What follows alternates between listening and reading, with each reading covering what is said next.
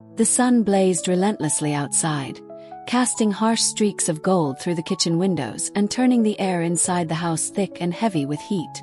It was one of those oppressive summer afternoons where even time seemed to slow down, the silence pressing in like a weight on my chest. The hum of the refrigerator was the only sound accompanying the soft, rhythmic thud of my knife as I sliced through ripe strawberries and cool cucumber, trying to busy my hands and distract my mind. I was making a fruit salad, something light, something cold, something to keep from thinking too much. My husband wasn't home as usual. His job had slowly become the center of his life, a demanding force that devoured his hours, his energy, and bit by bit, his presence in our home. I had grown used to the solitude, or at least I told myself I had. But there was something about today that made the emptiness echo louder than normal, like I was holding my breath, waiting for something I couldn't quite name. Please share your thoughts in the comment section below. Each of your shares is not only a motivation for us but also contributes to spreading value to the community. If you find this content useful, don't forget to watch the whole video, like, subscribe, and share with someone you think needs to hear this too. Then I heard footsteps behind me. Familiar, steady, and unhurried. My 21-year-old stepson stepped into the room, and the atmosphere seemed to shift with him. His presence brought a sudden, almost electric sense of life into the space, as if the stagnant air had stirred. He had always carried with him a kind of quiet confidence, an effortless charisma that filled a room without trying. Over the years, my feelings for him had deepened in a natural maternal way. I cared for him deeply, sincerely, as family. But recently, there had been a subtle undercurrent beneath our interactions, something I wasn't sure either of us knew how to name. A longer glance, quiet tension, a flicker of something unspoken. I had tried to ignore it, to brush it off as imagination. But today, with the sun glaring down and the silence weighing heavy, that fragile boundary I'd carefully kept in place suddenly felt more vulnerable than ever. Need any help? His voice broke the quiet, casual yet tinged with something I couldn't quite place. Something off-kilter, like a note in a familiar song that sounded just a little too sharp. He looked at the fruits I was chopping, then at me.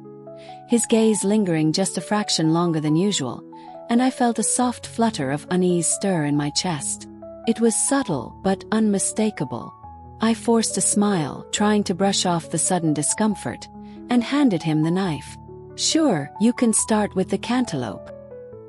He nodded, his movements fluid as he stepped closer to me. His presence close enough now that I could feel the heat radiating off his body, mingling with the oppressive warmth of the afternoon. He stood beside me, so near I could almost feel the shift in the air as he adjusted his stance, and began slicing the melon. At first, his hands were steady, sure of themselves, like the young man I'd always known him to be, self-assured, confident. But as the moments wore on, I noticed a subtle change. The slight tremor that had begun in his grip, almost imperceptible at first, grew more pronounced with each careful slice. It happened in the quietest of moments. As I reached for a bowl on the counter, our hands brushed briefly, and the contact sent a jolt through my body, a sudden sharpness that lingered long after. He froze, his entire frame stiffening for a fraction of a second, before he pulled back too quickly, as if startled by the touch. "Sorry," he muttered, his voice betraying a tension that hadn't been there before, a vulnerability I didn't know how to address. I tried to mask the discomfort with a light tone, brushing it off as if it were nothing. "It's fine," I said, the words leaving my mouth before I could truly consider them. But inside, my mind raced, and my heart, ever so slightly, quickened. Something in the air had shifted, something fragile and almost unbearable. As we continued to work, I began to catch him stealing glances at me. Quick, furtive looks, always followed by him looking away the moment I turned in his direction. It was subtle, so easily dismissible if I hadn't been paying close attention, but it was there. The way his gaze lingered just a moment too long, the way his movements faltered ever so slightly when he thought I wasn't watching, it felt like something was unraveling just beneath the surface. The silence between us, once comfortable, now felt charged with an unfamiliar tension, a hesitation I had never sensed in him before. And no matter how much I tried to ignore it, The awareness between us grew, suffocating and impossible to deny. The room, once spacious and filled with the mundane hum of daily life, suddenly felt smaller, as if the walls had crept in around me. The air seemed to grow thick, heavy, almost suffocating with the tension that hung between us. It was the kind of silence that weighed on your chest, pressing down with an uncomfortable awareness, as if every breath taken was somehow too loud. I could feel my heartbeat in my throat as I tried to break the stillness. "Looks like we're all set," I said, my voice sounding too loud in the quiet space as I slid the completed salad onto the counter. I tried to keep my tone casual, light, anything to mask the storm of confusion and unease building inside me. Jason nodded, his face flushing a deep, almost imperceptible shade of pink, like he'd been caught in a moment he wasn't sure how to navigate. He didn't meet my eyes, instead focusing on the counter as though the vegetables I had just chopped were the most fascinating thing in the room. After an awkward pause, he muttered something about needing to make a phone call. His voice clipped, hurried, like he couldn't get away fast enough. And then, as if to escape the weight of the moment, he quickly turned and left the room. I stood there, alone now, the emptiness of the space stretching out before me. My eyes lingered on the empty doorway where he had just stood, and I couldn't shake the feeling that something had shifted, something that I couldn't quite put into words, yet couldn't deny. My mind replayed the brief exchange, every glance, every subtle touch, over and over. I told myself it was nothing, just a passing moment, a random flicker in the rhythm of our usual interactions. Jason was young, probably dealing with something of his own that had nothing to do with me. Maybe he was nervous, or perhaps shy in a way I hadn't noticed before. But as much as I tried to convince myself, a gnawing certainty settled deep within me. I knew better. The way his eyes darted away when he thought I wasn't looking, the way our hands had brushed just a little too close, the tremor in his voice when he spoke. It wasn't just coincidence. It wasn't just a fleeting, innocent moment.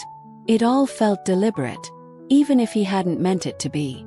The silence, the tension, the air between us now seemed heavy with unspoken things neither of us knew how to address but couldn't ignore. That evening, as I sank into the couch, the hours stretching long as I waited for my husband to return, I couldn't shake the feeling that something had irrevocably shifted between Jason and me. The sensation was subtle, like a fleeting shadow that danced just beyond the edge of my vision, too faint to catch in full, but undeniably present. It hovered over every thought, every movement, tugging at me like an unresolved cord that refused to be ignored. No matter how many times I tried to brush it away, to convince myself it was just my imagination playing tricks, the unease settled deeper, gnawing at the back of my mind. In the days that followed, the change between us became more palpable. There was an invisible line, a quiet divide, that I could feel stretching between us, a space that neither of us dared to acknowledge. It hung in the air like a secret neither of us could name, but both of us could feel. His usual casualness had shifted into something more deliberate, more intense. Jason began to linger around the house more often, appearing in rooms where he rarely ventured before, offering help with tasks he had once shown no interest in. At first, I told myself it was harmless, just his way of filling time, or maybe he had become more conscientious. But as the days wore on, it became glaringly obvious. His presence wasn't coincidental. There was an undercurrent to his actions, something that seemed too calculated, too purposeful to be dismissed as chance. One afternoon, I was folding laundry in the living room, the repetitive motion of sorting clothes offering a semblance of comfort in the quiet house. The soft rustle of fabric filled the room, the silence around me stretching as thick as the weight that had settled in my chest. Jason walked in without a word, his footsteps almost too quiet on the hardwood floors. He didn't speak at first, just sat on the couch, flipping through channels on the TV with an absent-minded air that didn't quite match the tension I could feel rising between us. I tried to focus on the task at hand, folding the shirts and towels with mechanical precision, but I couldn't escape the feeling that he was watching me. I felt his eyes on me, the weight of his gaze following my every movement, stealing glances whenever he thought I wasn't looking. It made my skin prickle, a strange unease crawling over me, the though I forced myself to keep my face neutral, to pretend nothing was amiss. After what felt like an eternity of silence, he spoke, his voice breaking through the quiet with a casualness that didn't match the gravity in his eyes. "You've been busy," he said, his tone light, but there was something different in the way he said it, something that pulled at the edges of my nerves, tightening them. His expression, usually so open and easy, was more guarded now, a flicker of something dark behind his gaze that unsettled me even further. I didn't meet his eyes as I replied, my voice coming out flat, maybe too flat. "Just keeping things in order," I said, my words hanging in the air between us like an attempt to hold back a tidal wave. But even as I spoke, I knew it was more than that. The tension, the distance, the way his presence seemed to fill every space between us. It was too much, too heavy to ignore. He didn't respond, and the silence stretched out longer than it should have. Finally, I looked up. His eyes locked onto mine. There was something in his expression, curiosity, want, or something deeper, that left me unsettled. Later that week, I decided to spend some time by the pool, hoping to clear my mind. I wasn't expecting company, but Jason appeared not long after, claiming he needed a break from his studies. He dropped his towel onto a chair and jumped into the water without hesitation. I stayed on my lounge chair, pretending to be engrossed in a book. But when he surfaced from the pool, water dripping from his hair and shoulders, I couldn't help but glance up. He caught me looking, and for a brief moment, neither of us looked away.